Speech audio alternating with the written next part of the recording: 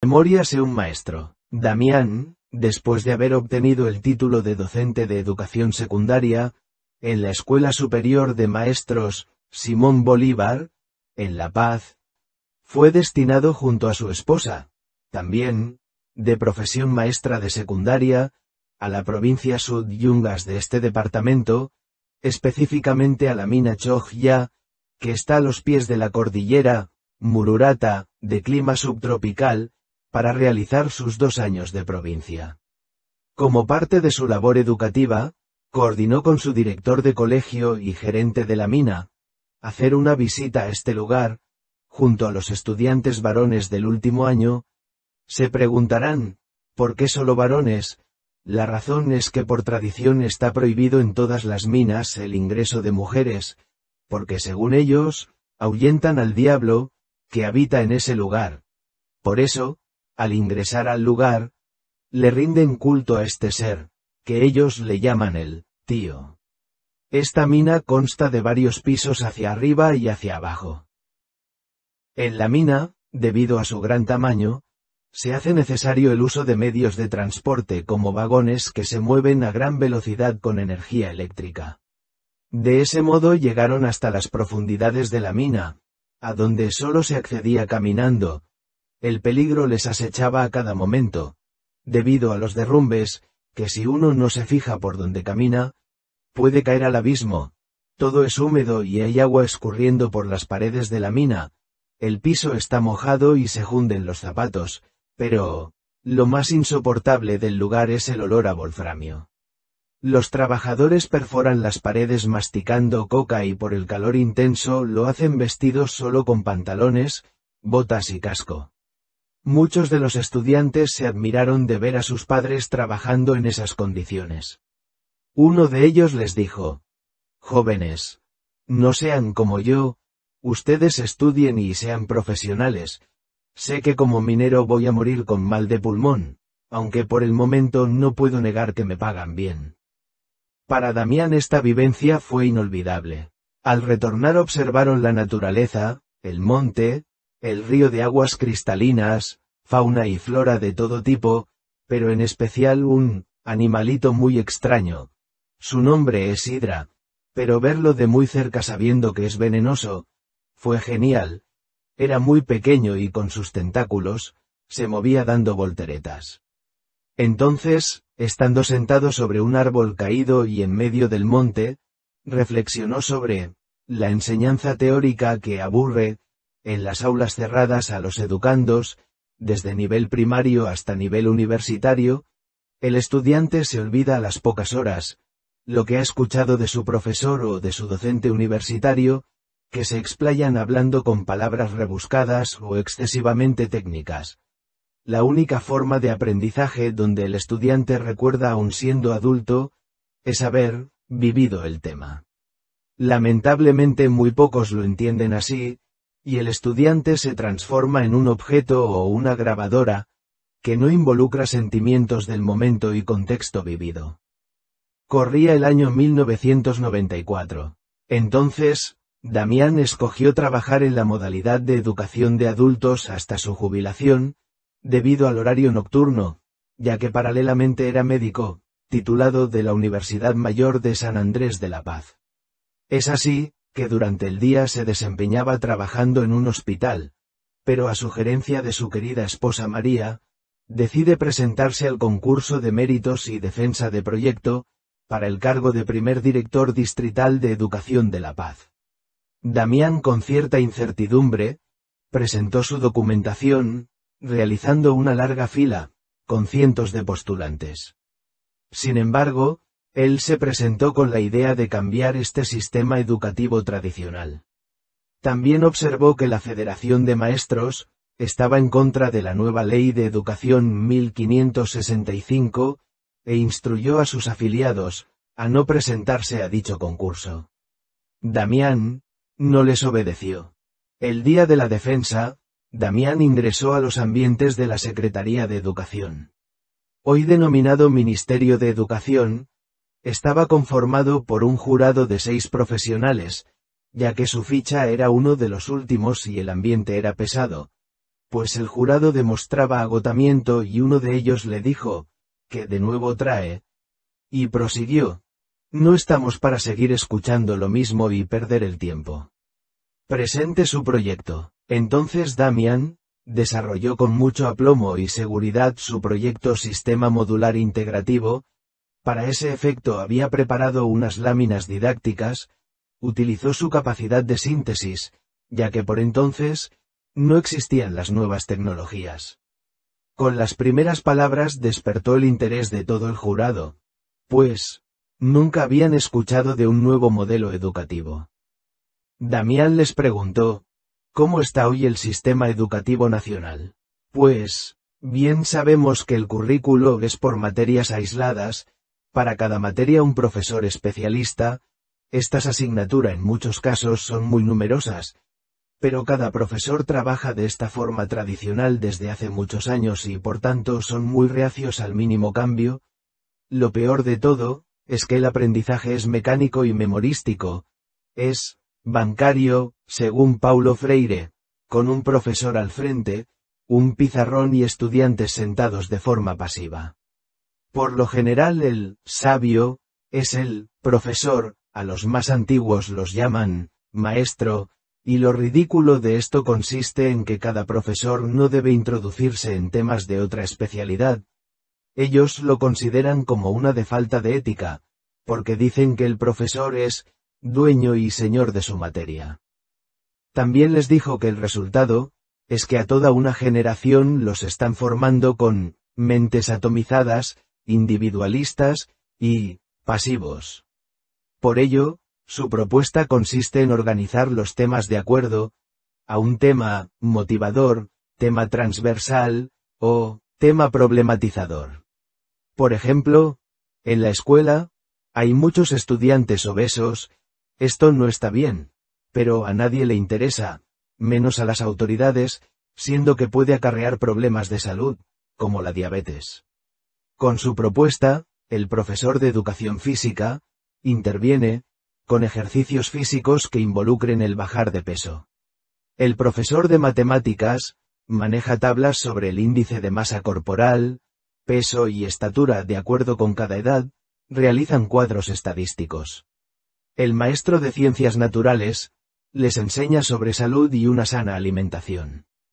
Según él, hasta el profesor de ciencias sociales podría hablar sobre salud pública y las funciones y obligaciones del Estado en torno al tema problematizador sobre la obesidad. Recuerda que al finalizar la exposición de su propuesta, todos se pusieron de pie, lo aplaudieron y le dieron un apretón de manos, indicándole que los resultados serían por prensa. Indica que ya habían transcurrido varios días y que él ya había perdido interés en averiguar los resultados.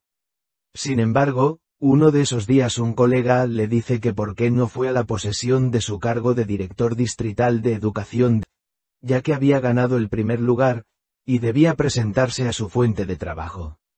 Es entonces que toma la decisión de hacer un alto y renunciar a sus cargos de médico y profesor. Al día siguiente, fue posesionado como máxima autoridad educativa de todo el departamento. Comenzó a trabajar con un personal reducido de 5 técnicos y una secretaria, para la atención de toda la región, con miles de maestros y de estudiantes, por ende, con miles de problemas de toda índole. Además de la oposición frontal de la Federación de Maestros que mostraba su total rechazo a la nueva ley, con paros y huelgas por todo lado, pedían que se siga con la anterior ley. Damián dice que las bases de la reforma educativa de 1994 fueron la participación popular o columna vertebral, con una nueva estructura administrativa y la interculturalidad o reconocimiento de nuestra diversidad cultural, regional y étnica, promoviendo la inclusión y respetando las diferencias, costumbres y lenguas de los pueblos originarios. Asimismo, la nueva ley estaba organizada con varios lineamientos. 1. En lo administrativo, pretendía disminuir la exagerada burocracia, haciendo desaparecer los llamados supervisores. Ahora era un solo director distrital, se eliminaba la educación de primera y de segunda, es decir, de área rural y área urbana. Se planteaba por municipio, de acuerdo a la ley de descentralización. Por otro lado, se quería disminuir la gran cantidad de maestros interinos, o sea sin formación en las escuelas normales, que habían ingresado por recomendaciones. 2. En lo pedagógico, su fundamento era la Escuela Ayllu de Warisata, el constructivismo o construcción del conocimiento, desarrollo de competencias, teorías de Vygotsky, los mapas conceptuales, el currículo por módulos, que Damián había propuesto, con dotación de textos escolares a cada estudiante y énfasis en matemática y lenguaje con un asesor pedagógico por cada núcleo escolar. En cierta ocasión, Damián recibió una dura arremetida de la Federación, indicando que estaba ruralizando a la ciudad, pues se utilizaría la denominación de unidad educativa, en lugar de escuela, colegio o liceo. 3. Se implementaron las bibliotecas de aula y las bibliotecas escolares con libros nuevos para todas las unidades educativas de todo el país, hasta el último rincón.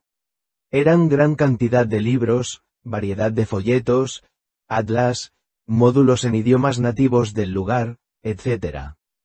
Dice, el maestro era un poseedor del conocimiento, con la reforma cambiaba su papel. Ahora debe ser el mediador entre el estudiante y el aprendizaje, el amigo que motive, y organice actividades para el desarrollo de un nuevo aprendizaje, mientras que el estudiante es el constructor de su aprendizaje, con la colaboración del profesor y compañeros. Los niños que hablen sus idiomas originarios primero, aprenderán a leer y escribir en su propia lengua.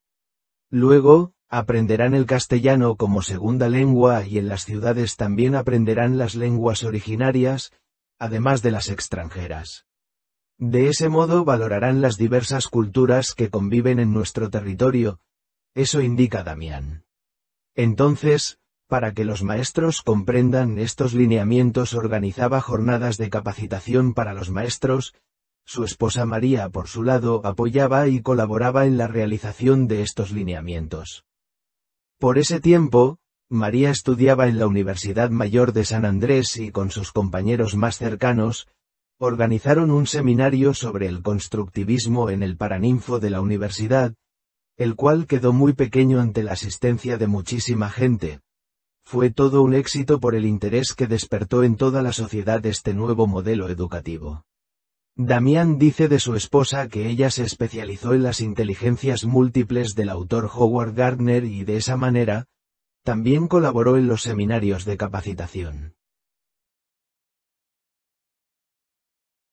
Recuerda que hubo un verdadero cambio educativo, y que la nueva estructura curricular que tomaba en cuenta la teoría del psicólogo y biólogo Jean Piaget entre otros, era la siguiente.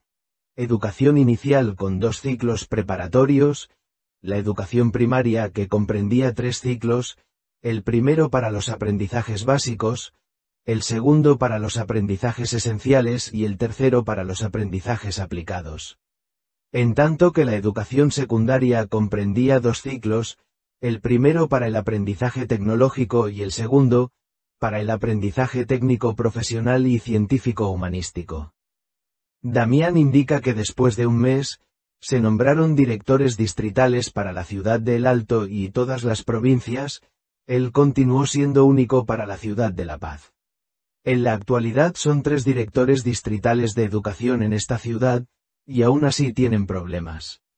Hablando del sistema de evaluación fue, como un balde de agua fría para los profesores, lo primero al desechar el concepto de examen, ellos se aferraban con uñas y dientes a lo tradicional, el famoso examen, que le implique lo más cómodo al profesor, como falso verdadero, selección múltiple o complementación, debiendo sumar simplemente los aciertos de datos exigidos y poner fácilmente la nota sobresaliente de 70 o de 36, mínima nota, para aprobar.